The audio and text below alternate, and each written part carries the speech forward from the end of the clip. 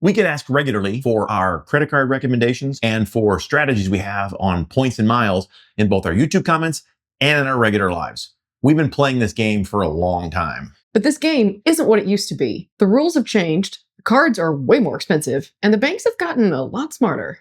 Today, we're opening our wallets, showing you what cards we actually use, going through an example of a hack we use to get some real reasonable rates on a hotel in Seattle, and the one golden rule you cannot break if you want to win at this game. Away we go traveling.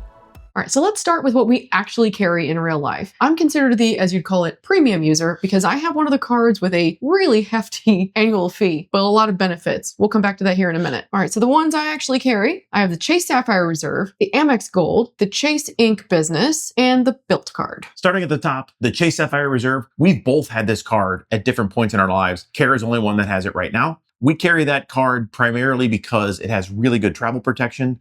And then prior to earlier last year, it used to be a great travel card because it had 3 times points on all travel spend. Well, that's been changed. They sort of nerfed that card a little bit. They've added a whole bunch of stuff. We'll kind of talk about how that card plays out.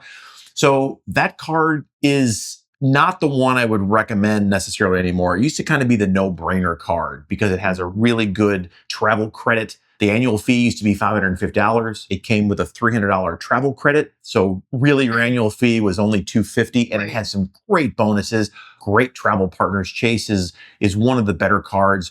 You know, once you have either the Chase Sapphire Reserve or the Chase Sapphire Preferred, you can transfer your points to these travel partners. So you can either transfer them to airlines or hotel programs. We used to love the Reserve because it would be a great points builder because we did a lot of travel spend. However, it has changed. It has changed. The annual fee went up from $550 to $795 last year, which is a significant upgrade. They still have that $300 travel credit. So, you know, you're overall looking still at like $495 as a net annual fee on that card. But they removed the 3 times points on travel spend for all external travel spend. And they added a whole bunch of bonus points if you purchase travel within the Chase travel portal, which is not normally how we book travel. So even though they increased the multiplier for travel spend, they did it in their own portal. It doesn't really work for what we're trying to do. They also removed things like Airbnb. So when we're traveling Airbnb and we were getting 3 times points on our Airbnb spend, it doesn't happen anymore. So that card has lost significant amounts of value for it this year. And we're going to debate when it's time to renew that card, whether we keep it or not. But for now, we have it in our wallet. Next up, we have the Amex Gold. Again, Kara carries this card. I used to have one as well. We figured there was no point in paying for 2 annual fees. So the way we work it now, she is the primary card holder. I am an authorized user on that. So I do have the Amex Gold, but I just spend off of her account. So all of the points that I generate go to her account. But again, that doesn't really matter. We'll talk about how we work that a little later in the video. But that card's great for us in particular while we're here in the US. It has 2 major things that we love about this card. Number 1, it has 4 times points on grocery stores. Huge. So all of our grocery spend, which is the bulk of what we do for our eating every month, is 4 times points. Amazing.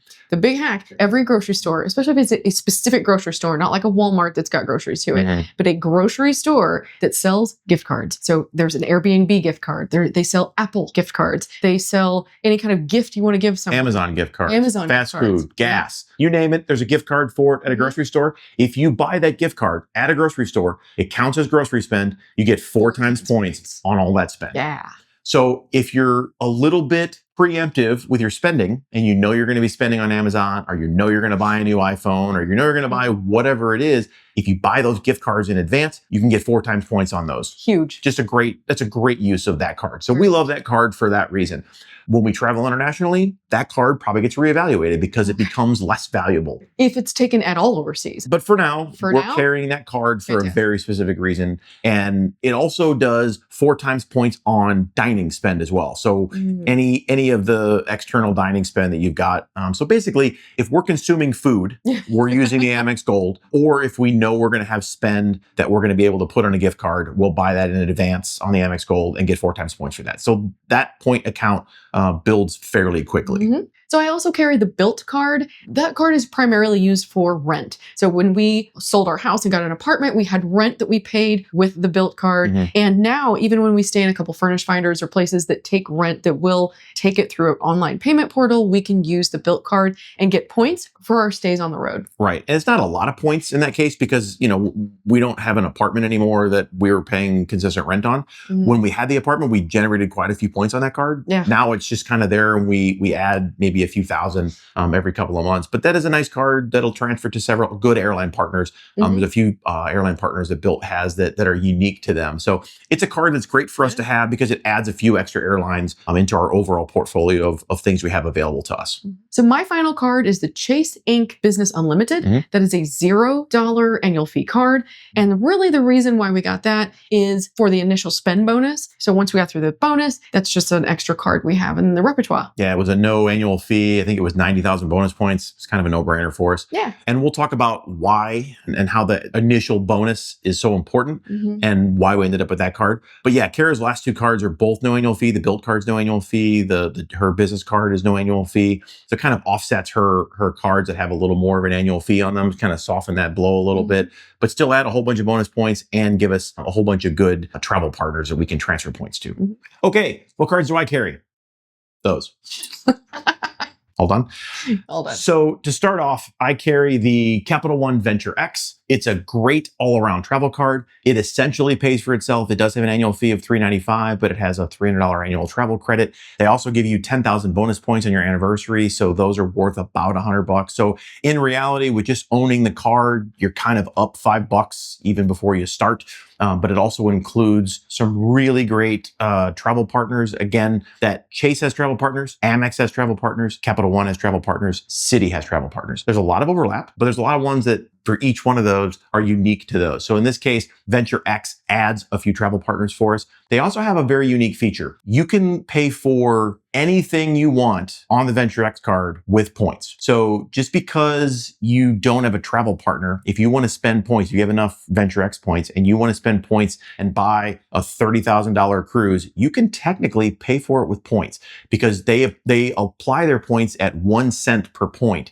So when you apply points to your account to pay for it, it'll just remove that dollar amount. So it's kind of a unique feature. It's the only card I know of that does that, where you can actually pay with your points for your bill no matter what's on it. I don't normally do that. That's not a great use of your points. There's better point redemptions than that. But it is a unique feature of that card. If you truly want to travel completely on points, the Venture X allows you to do it. A great overall travel card. Next up, I travel with the Chase Sapphire Preferred.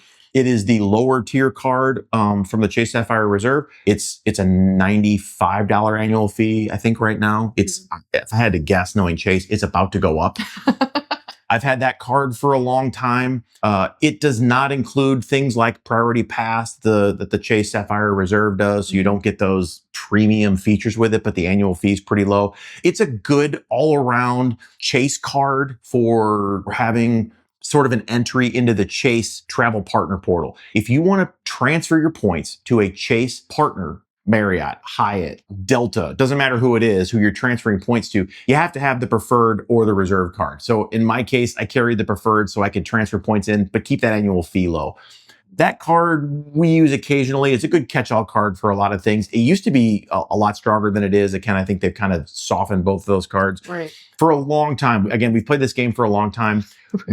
They used to allow you to get the initial sign-up bonus on those cards every 4 years. So like clockwork, every 4 years, we would both switch cards. So I've had the reserve, I've had the preferred. In fact, I think I've had both of them at least 2 times each, because every time the sign-up bonus came around, I would sign up for that card again, get my 60 to 100,000 bonus points, and then use that card for the next 4 years, and then I would cancel it, and then I would get the next one, and we'd do it again. That sort of built our thing over time. That game has changed a little bit because the card manufacturers are now changing it to a one-time bonus for these cards. Lifetime. So if you've had the reserve bonus previously, you're not going to get it again. If you've had the preferred bonus, you're not going to get it again. Same thing with Amex. If you have the Amex Gold, the Amex Platinum, those are lifetime bonuses that you get on those cards. cards, and they're tracking those. So if you go to apply for it again, they'll let you have the card again, but you won't get that initial sign-up bonus. So you'll lose out on some of that stuff. So I carry the lower tier of the Chase card. She has the upper tier, just kind of we have both covered.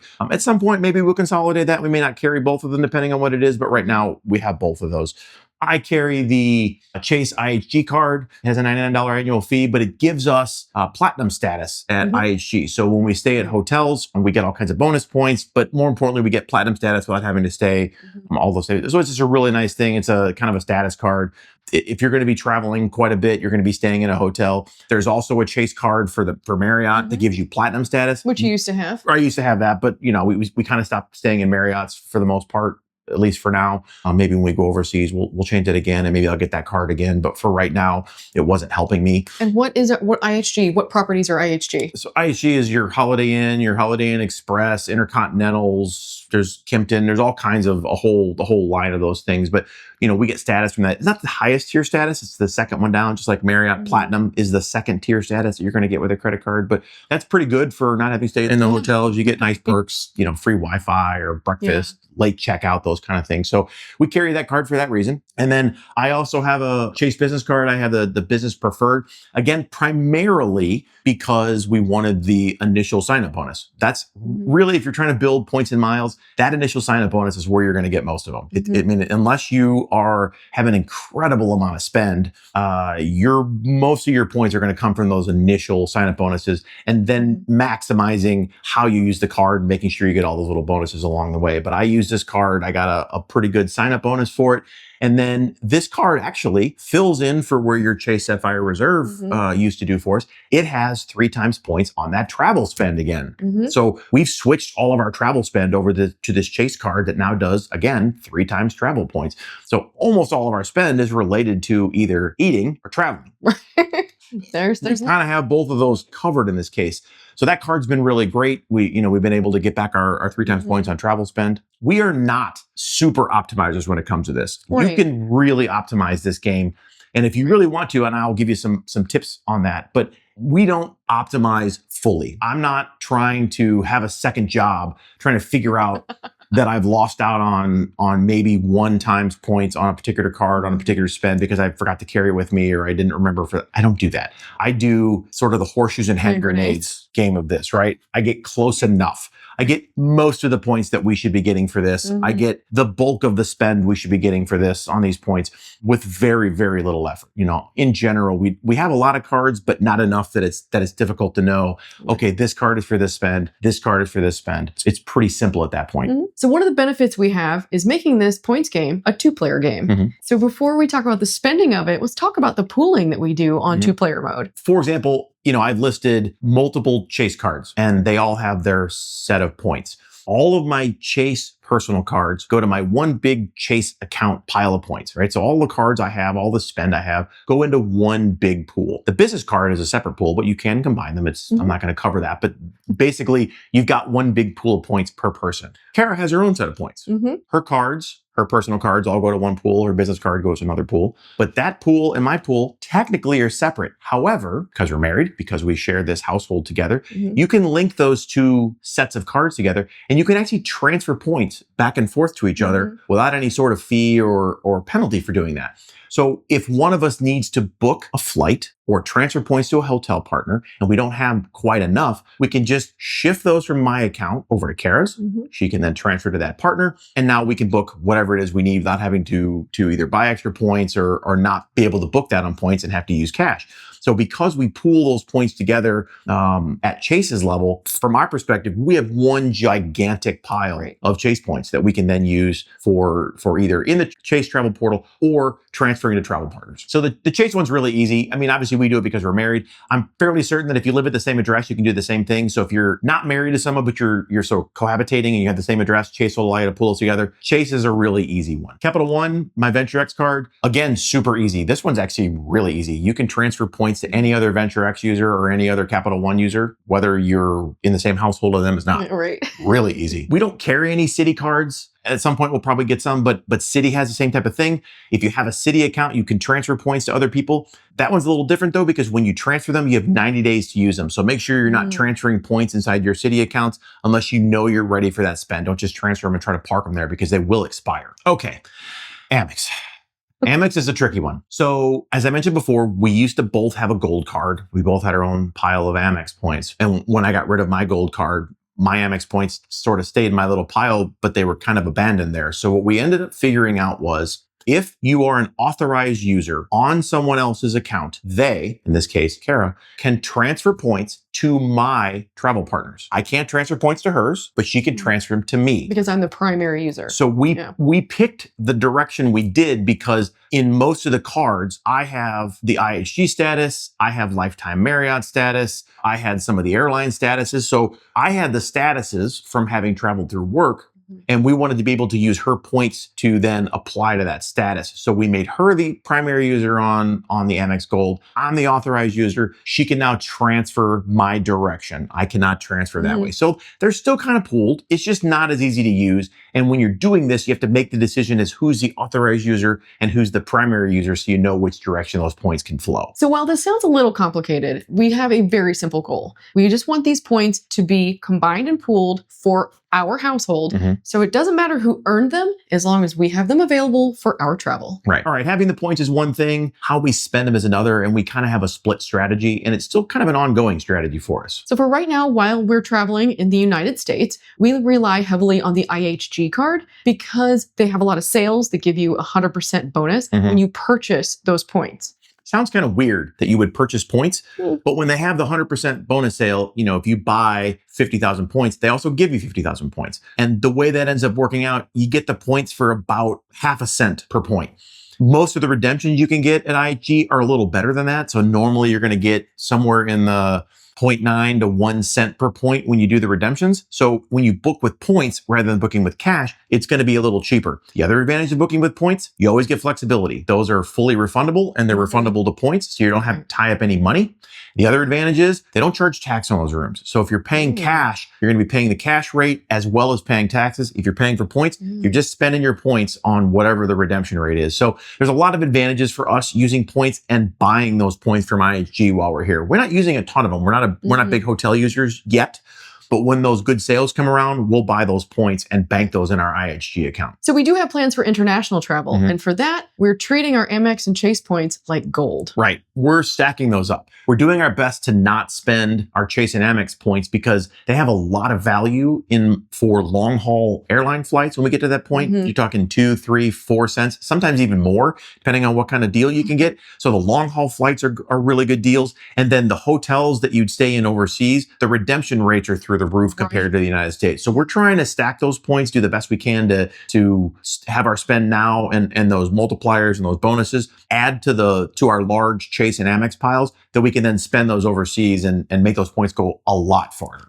So if we were starting this credit card journey, this game over from the beginning, knowing what we know now, this is what we would do differently. Number one, and this is non-negotiable, no debt. No debt. Absolutely none. And you have to pay these cards off in full every month. Yes. If you allow them to turn over even 1 month and that interest payment kicks in, all of these things, you're getting all these bonuses, all these points. You're talking about pennies, right? That you're getting on this spend. They're going to be pulling back dollars from you. So all that bonus goes out the window if you let these things start earning interest. So Kara's right. You have to go into this game fully debt free and knowing that every month, these cards get paid off. Every month you pay off the card, every card, the full balance in full, non-negotiable. We're not financial advisors. Don't take all this as a gospel truth. But not having credit card debt is certainly good advice. That's just good life advice. We dug ourselves out of credit card debt in our 20s for a variety of reasons. And actually, after we managed to get ourselves out of that debt, we avoided credit cards for several years. until we ran into a coworker at one point who convinced us that, hey, if you don't have credit card debt and you actually are now paying your card off every month, it's probably a good idea to get a card with some points and miles. And we started learning about that. But that was almost 20 years ago at this point. Yeah. And we've learned a lot since then. But so if you're watching, Kathy, thank you. Yeah, thank you. But so we learned that lesson pretty early. We figured out that we got Southwest cards and now we can fly Southwest for free. That was sort of eye-opening. And then we went from there. But we started from a position of being, many dollars in debt and got even. And now this game we play is a completely zero debt game. Everything we spend is money we already have. We pay that off at the end of every month. These points and miles mean nothing if you're carrying a balance. All right. So step 2 that we would do if you're starting this journey right now is to start small. Once you're debt free, again, huge to be debt free. Start small. Don't jump into one of the cards with a $600 annual fee. So if you're loyal to an airline, you fly a lot on specific one like American, Delta, Southwest, that would be a really good card for you to look into. Same thing with hotel chains. If you stay a lot of places, say for example, you get sent for work to places and you get to choose on brand and use their credit card. You can use a point strategy for a hotel brand as well. Yeah, that's a good way to do it. If you're not brand loyal or you just don't care or you want a nice general card, get a tier 2 card, something like the Sapphire Preferred with a $95 annual fee. Even the Venture X, that's a $400 annual fee that has a $300 travel credit, is sort of down in that $95 range. Maybe one of the City Strata cards that are in that $95 range. Something you're going to have an annual fee for, but nothing outrageous, but get you into the game, get you a nice mid-tier travel card that's going to allow you to have a whole bunch of travel partners as you go forward. With all these cards, you're going to be focusing on the welcome bonus. So when you look at the pages for the card that you're interested in, see what the bonus is. Look at the historical bonuses on these. You can do Google searches on the best promotions they've had. Most of these cards run bonuses somewhere in the 60, 70, 80,000 range. Some of the top tier cards will end up going 90, 100, maybe even 125,000 on some of the bigger cards on those bonuses. If you're getting a bonus like that, that's a pretty good deal. So look for the best deal you can on the welcome bonus. That's really where you're going to get your influx of points, is those initial welcome bonuses and then whatever spend you can add to it. The other way you can get great bonuses is on referrals. So once you have a card, if you know somebody else that's interested in that card, you can send them a referral link. And when they get the card, you both get a little bit of a bonus. So if you have, in this case, we'll put our referral bonuses for our cards. If you want to use them, great. If you don't, find somebody else who's got the card and give them the referral bonus. There's no point in letting those go to waste. Find somebody that has it and give the referral bonus to somebody. But those are great ways to build, because I think a lot of the cards are anywhere between 5,000 miles. Some of them I think are up to like 20,000 per card that somebody else gets. So you can get those welcome bonuses and the referral bonuses, maybe I think it's like 5 or 6 times a year, depending on what card it is. You might get an extra 50 or 100,000 points just on referral bonuses. And that's a great way to build points. So those are both the 2 ways you're really going to see a big bulk influx of those points where you can really start building your pool. So the days of credit card churning, which is getting a new one, getting the bonus, never using it and canceling it, rinse and repeat, are pretty much over. As I mentioned earlier, we used to flip back and forth in the Chase card to get those welcome bonuses every few years. Amex has always had a lifetime bonus, so that's always been kind of a one and done type thing. But most cards now are going to that. You get the one welcome bonus and then you're done. So you're going to kind of have to either go through these cards and only get the one-time welcome bonus, and then from that point on, you're on to spend or referral bonuses, or you're going to have to switch to other cards that you've never had before. Like in our case, we added our business cards to get an additional welcome bonus. So that means where back in the day you could rely on bonus hunting, now you have to rely on optimization to make sure you're getting the best point spend and point redemption. Right. And there's a number of ways to do this. And I said earlier, I'm not the world's best optimizer when it comes to these points. I do the best I can for the limited amount of effort that I'm interested in doing. I put a lot of effort in, but I'm not going to be the person who's going to find every possible bonus. There are some apps and websites out there that will help you with this. There's an app called Max Rewards. I think there's a little bit of an annual fee to that. I don't actually pay for it, but it's really good at finding what card you should be using in every possible situation. So if you're really interested in min-maxing every bit of this, there are apps and websites that will help you with this and give you these fancy things that you can do. Another website, if you've heard of Daily Drop, and I know probably most of you have, but Daily Drop sends out a daily email that talks about all the things that your points and miles can do, these little tips and tricks that you can do with your points, additional ways to get more bonuses. There's the Rakuten shopping portal. There's all kinds of shopping portals out there where if you go through those shopping portals first, activate their bonus, and then use your card, you'll get additional bonuses from those. Again, some of those are really great, especially if you're doing a big purchase. You might scoop up a couple extra thousand points. For the most part, with the amount of spend that we have, it just isn't worth it to me. But certainly those avenues are out there to build your points as high as you can for what cards you have. All right, let's talk about the coupon book nature of some of these bigger cards. And I'm talking cards like the Chase Sapphire Reserve, which is a $7.95 annual fee, and the Amex Platinum, which I think now is an $8.95 annual fee. I used to carry the Amex Platinum and I got rid of it because it was a really hefty annual fee. Obviously, Kara has the Reserve still, and we may get rid of that card because the annual fee is just off the charts. But these cards have switched from having really good upfront spend bonuses where, if you spend in a certain category, you get a significant amount of points for those, to this coupon book mentality where you have to sort of spend money to make money. There's a DoorDash credit on this card. It's $10 a month, or a Grubhub credit on a card. That's $10 a month. We have an Uber credit that's on one of our cards. That's $10 a month. So those add up. $10 a month definitely adds up, but you got to do it every month. Your Chase Sapphire Reserve card that you have has some great hotel credits, and they're $250 each for a 2-night stay.